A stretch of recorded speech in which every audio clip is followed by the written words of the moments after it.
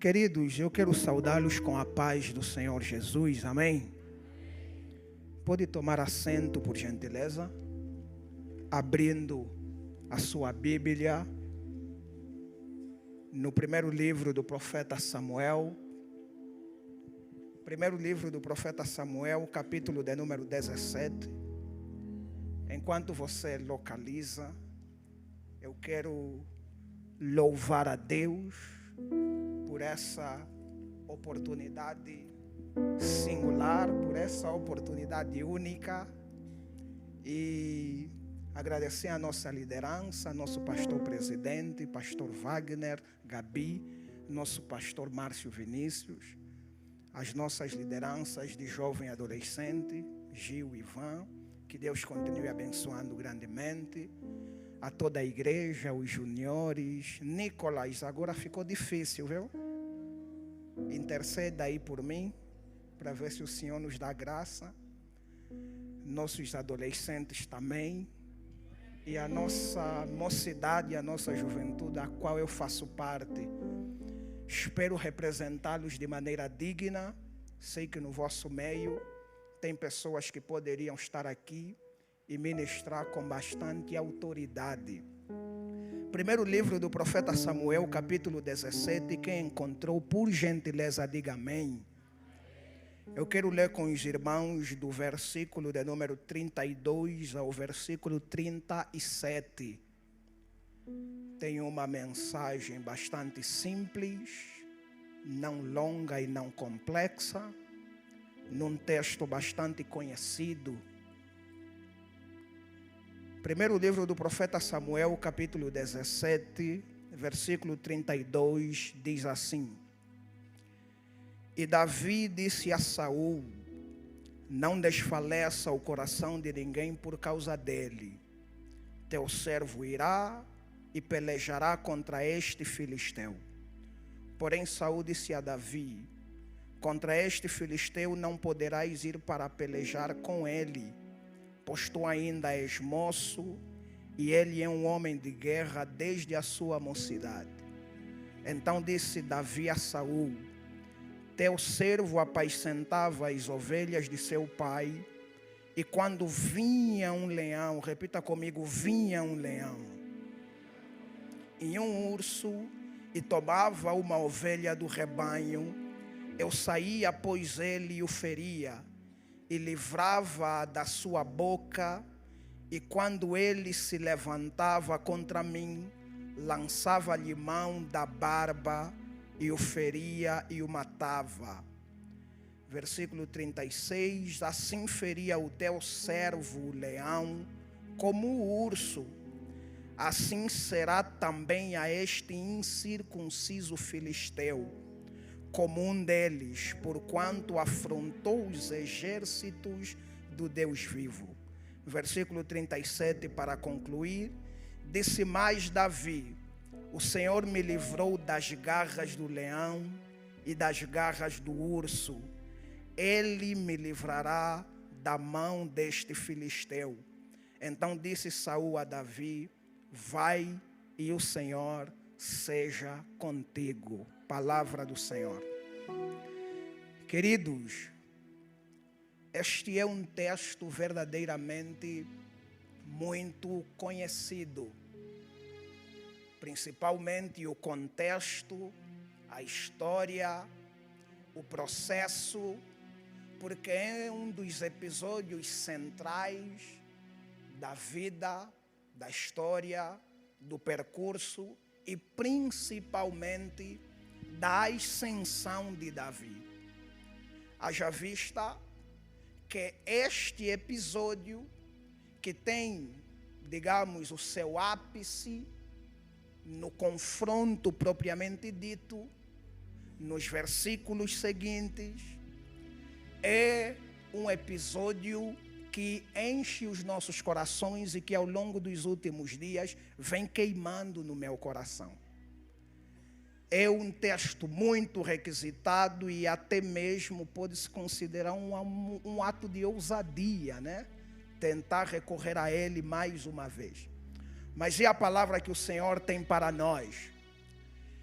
Queridos, este episódio que nós lemos fala a respeito de um diálogo entre Saul e Davi, entre um rei que está enfrentando um momento de crise no seu reinado, na sua trajetória, que tem diante de si um inimigo que não apenas afronta ele, mas afronta o povo dele e também afronta o reinado dele. Quando Golias se levanta e afronta não apenas o exército de Israel, como afronta o Deus de Israel, ele coloca em causa o reinado de Saul, o povo pelo qual ou sobre o qual Saul reina, e até mesmo a credibilidade do próprio rei. Mas o nosso Deus é tão bom que aquelas lutas que a gente não consegue vencer, Ele coloca do nosso lado alguém que vencerá por nós. Quando a gente olha para esse texto, e confesso que durante o dia eu fui tentado a começar a ministração no capítulo 9 do primeiro livro de Samuel, mas eu quero começar no capítulo de número 16. 16, no versículo de número 1, Deus fala com Samuel. E Deus faz uma pergunta para Samuel. Deus diz assim para Samuel: Samuel, até quando terás dor de Saul? Tendo eu o rejeitado. Saul é ungido rei no capítulo de número 10. E a partir dali, ele anda numa série de sucessões, cometendo não poucos erros. Quando a gente observa, por exemplo, no capítulo de número 10, 11, 12, 13 e 14 e 15, nós vamos ver Saul oferecendo sacrifício no lugar de Samuel. Nós vamos ver Saul poupando a vida de Amaleque quando Deus mandou eliminar. E chega num nível em que o Senhor retira de Saul a sua presença, em que, embora Saul esteja no reino, o Senhor já não é com ele. E Samuel sabe disso, Samuel tem consciência, Samuel está ciente disso. Não se preocupa que a minha pregação não é sobre Saul, é sobre Davi. Então, Samuel está ciente, e Samuel, pelo amor, pela paixão, pelo carinho que nutria por Saul, ele se afasta. E o Senhor o encontra no capítulo de número 16 e diz para ele: até quando você vai ter dor de Saul? Tendo eu o rejeitado. Ou seja, Deus está dizendo para Samuel: não seja indiferente ao meu sentimento para com Saul. Não seja indiferente àquilo que você já sabe que eu quero fazer.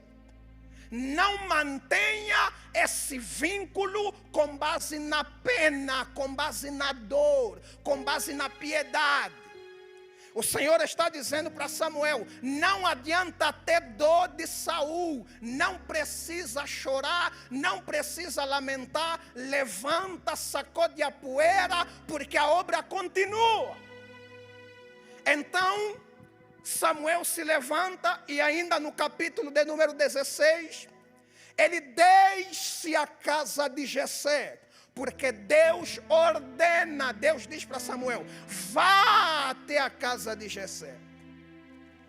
Porque tenho escolhido, tenho preparado, tenho reservado para mim um rei.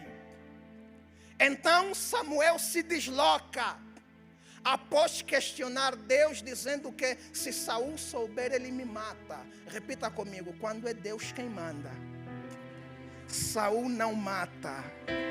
Aleluia. Então Samuel se levanta e ele vai. E quando chega naquele lugar, Jessé logo, usando aqui uma linguagem popular, as antenas de Jessé se levantam logo.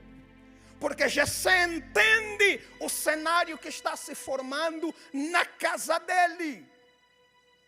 E Jessé então vai ter um breve diálogo com Samuel.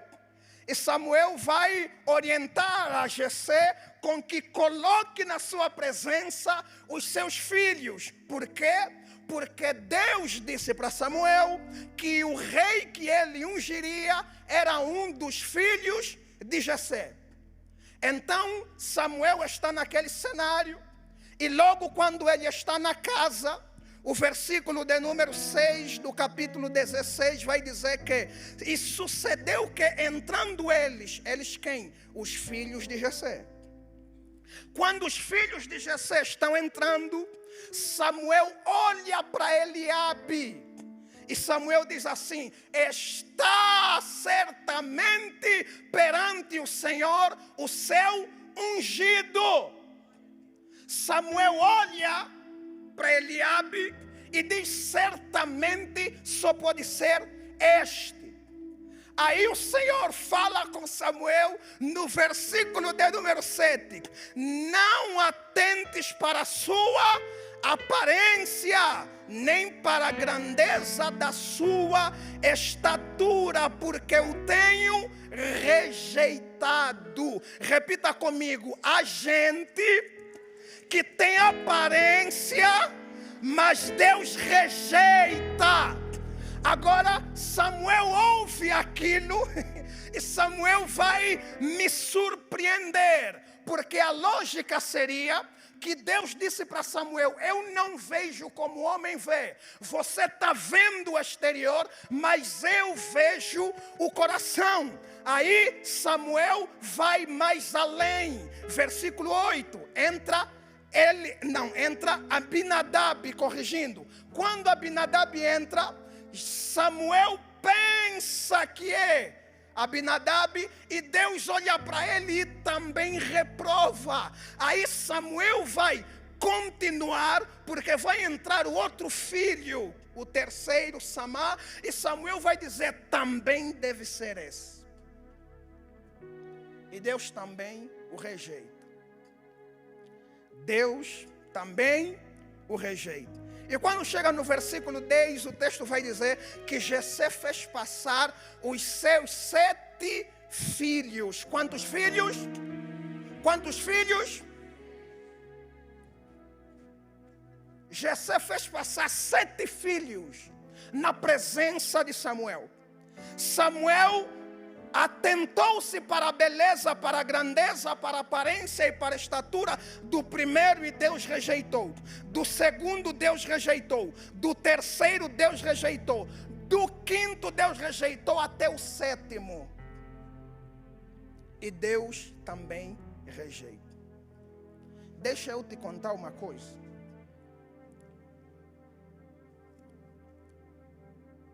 Eu costumo chamar de a congregação do irmão Jessé. A congregação de quem? Na congregação do irmão Jessé, pastor Márcio, todos querem aquilo que Deus tem, mas não tem quem Deus quer.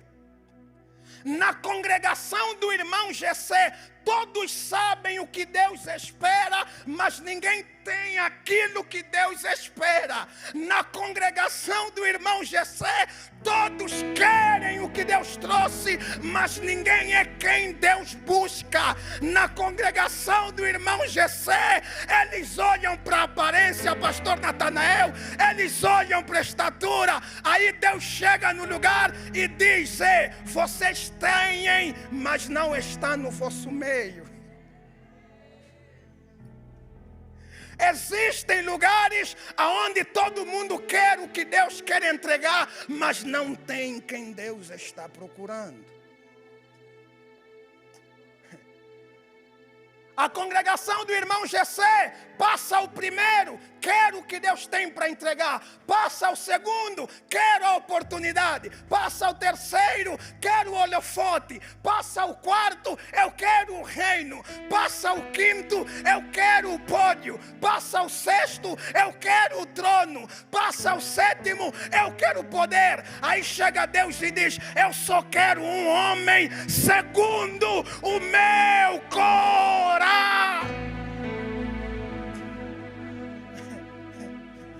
Eles todos queriam o que Deus tinha, mas não tinham quem Deus queria. Só que o impressionante é que passou o primeiro, passou o segundo, passou até o quinto e chegou no sétimo, mas Deus só queria o oitavo. Jovens, adolescentes, pode passar o primeiro, pode passar o segundo, pode passar o terceiro, pode aparecer o quinto, podem dar oportunidade no sexto, podem chamar o sétimo, mas o oitavo ninguém consegue esconder da presença do Eterno. Escuta. Jessé não colocou o nome de Davi na lista. Jessé não colocou o nome de Davi no cronograma. Mas deixa eu te dizer uma coisa. Posso virar para cá, pastor Marcos? Nenhum esconderijo, nenhuma lista de preferência, nenhum critério humano pode te esconder dos olhos de Deus.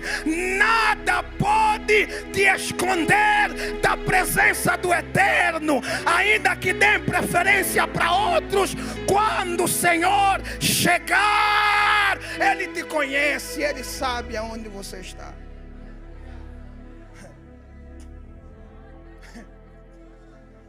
Eles todos queriam o que Deus trouxe, mas não eram quem Deus queria. Eles todos sabiam aquilo que Deus veio fazer através de Samuel, mas ninguém era quem Deus queria usar. Só os jovens e adolescentes, diga para quem está do teu lado, não se desespere por não ser o primeiro, por não ser a preferência. Deus sabe de todas as coisas, aleluia.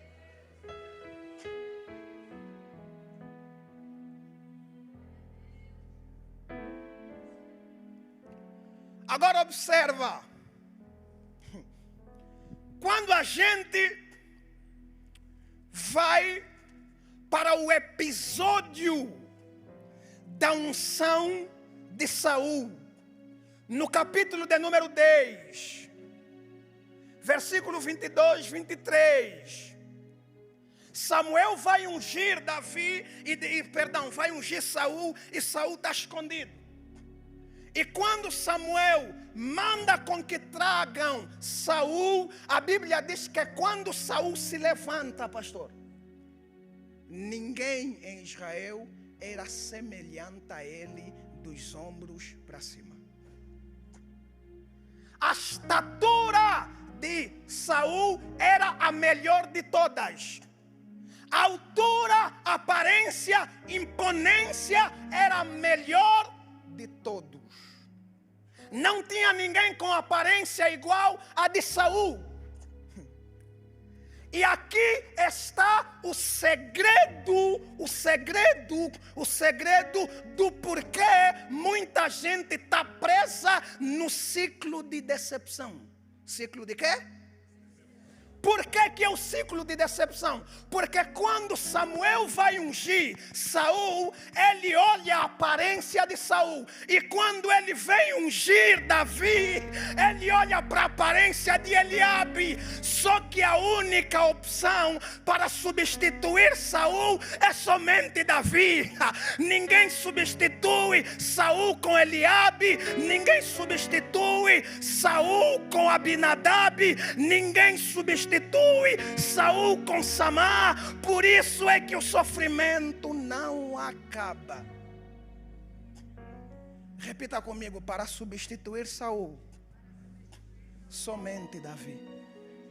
Para substituir Saul, somente Davi. Para substituir Saul, somente Davi. Por quê? Porque a grandeza de Saul está no corpo, a grandeza de Davi está no coração. Por que somente Saul? Porque a grandeza de Saul é a sua aparência, são as suas conexões, é a sua imponência. Mas a grandeza de Saul, a grandeza de Davi é a comunhão com Deus, é a intimidade com o Pai, é relacionamento com o Altíssimo, com o Eterno, é intimidade, é comunhão. Aleluia!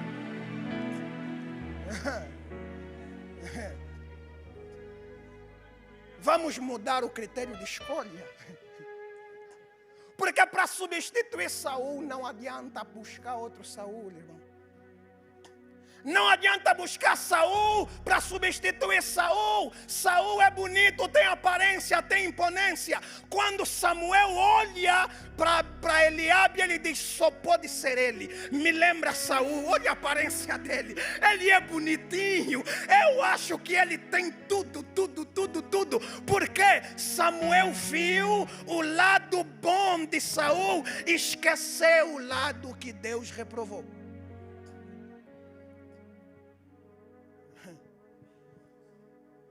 Os dilemas da congregação do irmão Jessé. Todos querem o que Deus tem, mas não tem quem Deus quer. Tem 7 na fila, na lista, lutando, se matando, tentando aparecer, querendo oportunidade, querendo guerrear, puxando o tapete do outro. Aí Deus olha e diz: irmão Jessé, esse teu cálculo está errado. Porque esse teu critério de escolha não é o meu. A maneira como a tua lógica funciona não casa com a minha. Davi não tem aparência, não tem elegância, não tem imponência, não tem oratória, não tem estatura, mas é ele, aleluia. Por isso é que somente Saul pode ser substituído, somente Davi pode substituir Saul. E muita gente está presa no ciclo de decepção por causa disso. Está tentando substituir Saul com Saul, irmão. Está tentando substituir Saul com Saul, irmão. Aí, vou avançar porque a minha pregação está no versículo 37 do capítulo 17. Aí, Samuel unge Davi. E ele vai embora. Ele vai embora. Porém, quando Davi recebe a unção, ele não recebe o trono. Quando Davi recebe a graça de Deus, ele não recebe o reino. Quando Davi tem o azeite derramado sobre si, ele não recebe o trono. E tem algo que me espanta. Porque depois da unção, Davi teve que tocar harpa para o endemoniado.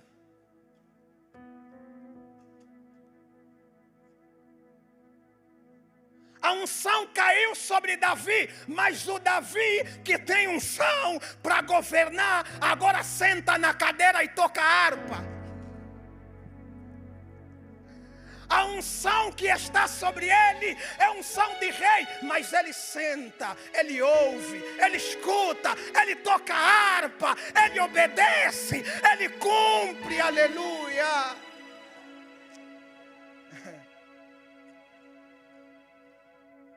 Davi se assenta. E o problema hoje é que muita gente até tem, alguns até têm unção, Alguns até têm chamado, mas eles pensam que a distância entre o chamado e o trono é apenas um passo. Há muita gente que se afasta, vai embora, se isola, abandona, fracciona, cria guerra, porque ele acha que tem chamado e me ungiram, eu tenho que governar. Diga para quem está do teu lado, não é assim. Não é assim, irmão. Não é. Aí Davi passa o tempo. E ele vai, continua nos bastidores, no anonimato, até que chega um dia em que um homem, um gigante, se levanta e começa a afrontar os exércitos de Deus. E quando esse gigante se levanta, todo o exército de Israel temeu. Aquele gigante se levanta durante 40 dias para ameaçar, para humilhar, para dizer que vai fazer, vai matar. E não há ninguém que se levanta para lutar aquela luta. E Jessé chama Davi e manda para ele levar pão e queijo para os seus irmãos na guerra, e para ver como eles estavam. E quando ele leva pão e leva queijo, a Bíblia diz que ele encontra o cenário perfeito para a graça que estava dentro dele se manifestar. Ele encontra um cenário de guerra em que um homem está declarando que vai destruir, que vai matar. E ninguém tinha coragem para se levantar. E o impressionante é que no capítulo 17, versículo 24 e 25, a Bíblia vai dizer: todos os homens em Israel, vendo Golias, fugiram e temeram grandemente. E o versículo 25 diz assim, ó: e diziam os homens de Israel: vistes aquele homem que subiu? Pois subiu para afrontar a Israel. Há de ser, pois, que o homem que o ferir, o rei o enriquecerá. O rei vai fazer o quê? De grandes riquezas. E lhe dará sua filha e fará a sua família e a sua casa livre de impostos em Israel. Aqui temos uma lição importante. Todos queriam aquilo que Deus prometeu, pastor Márcio. Todos queriam a riqueza que Saul daria. Mas ninguém estava disposto a lutar a luta de Saul.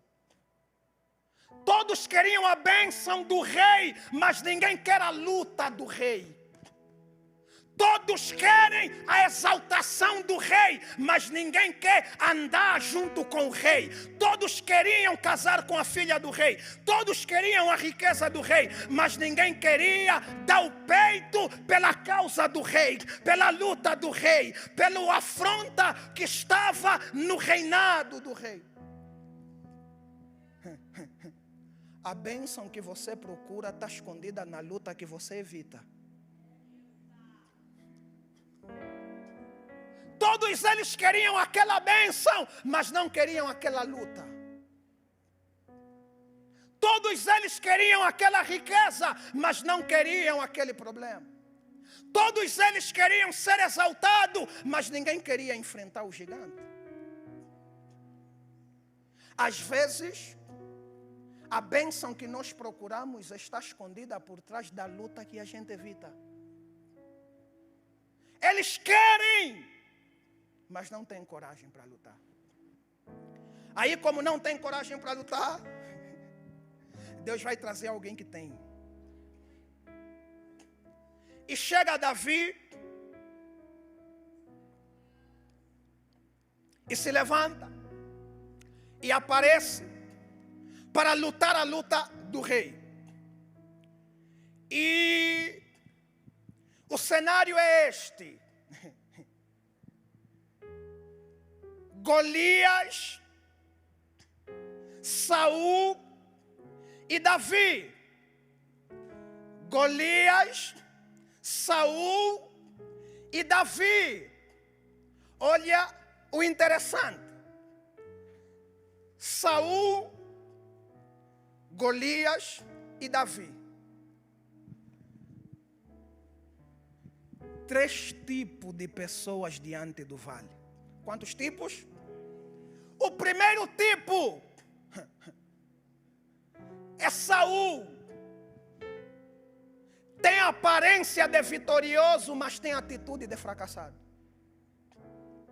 A aparência dele é de bom obreiro, é de bom irmão. Vamos chegar junto, vamos ver. Mas quando a luta aparece, Saul foge. A segunda categoria é Golias. Tem fama de campeão, mas tem destino de derrotado. O terceiro grupo é Davi. Tem fama de derrotado, mas tem destino de vencedor. Saul tem aparência de vencedor, mas tem atitude de perdedor. Golias tem testemunho de vitorioso, mas tem destino de perdedor. Saul não tem fama, não tem aparência, não tem estatura, não tem nada, mas tem destino de vencedor. Aleluia.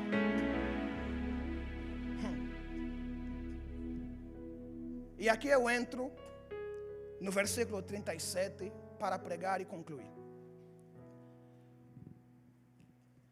Davi olha para Saul e diz: o teu servo vai lutar. Porque quando vinha o leão, o teu servo vencia. Quando vinha o urso, o teu servo também vencia. Só que aqui está o segredo de Davi. Davi está dando para Saul informações inéditas. Quando Davi lutou com o leão, não tinha plateia, não tinha multidão, não tinha câmera, não tinha aplauso, não tinha oferta, mas Davi venceu. Quando Davi lutou com o urso, não tinha ninguém observando, mas ele também venceu.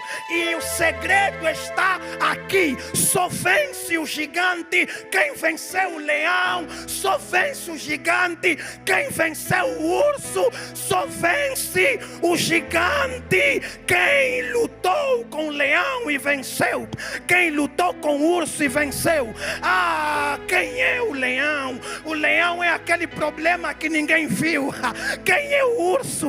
O urso é aquela causa que ninguém conhece. Quando Davi lutou com o urso, não tinha ninguém. Quando Davi lutou com o leão, não tinha ninguém. Quando Davi enfrentou o leão e o urso, não tinha plateia. Davi está nos ensinando: só vence as lutas públicas quem vence as lutas no secreto. Só vence as lutas diante das pessoas quem vence as lutas em casa. O Senhor nesta noite está te dando vitória sobre o urso, está dando vitória sobre o leão. Aquela causa que você não contou para ninguém, aquele problema que você não compartilha com ninguém, aquela causa que te faz chorar, que somente você sabe, que não tem coragem nem de abrir a boca para contar para alguém. Deus está dizendo: o leão está morrendo nessa noite, o urso está caindo por terra. Pode vir o gigante, porque já matamos o urso. Pode vir o gigante, porque já matamos o leão. pode vir o gigante, porque o leão já foi derrotado. Eu não tenho nome na lista, não tenho aparência, não passou na TV, mas eu venci o leão, eu venci o urso e venceremos esse gigante. Sabe o porquê, pastor Márcio, que essa igreja não afunda? Porque Deus já deu vitória sobre o leão, já deu vitória sobre o urso. O gigante não vai derrubar, porque a igreja que mata o leão, a igreja que mata o urso, gigante não derruba, gigante não acaba.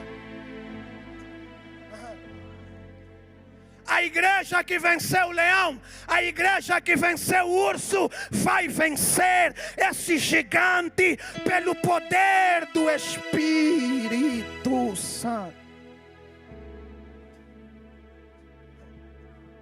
Muita gente quer matar o gigante, mas ainda não matou o urso.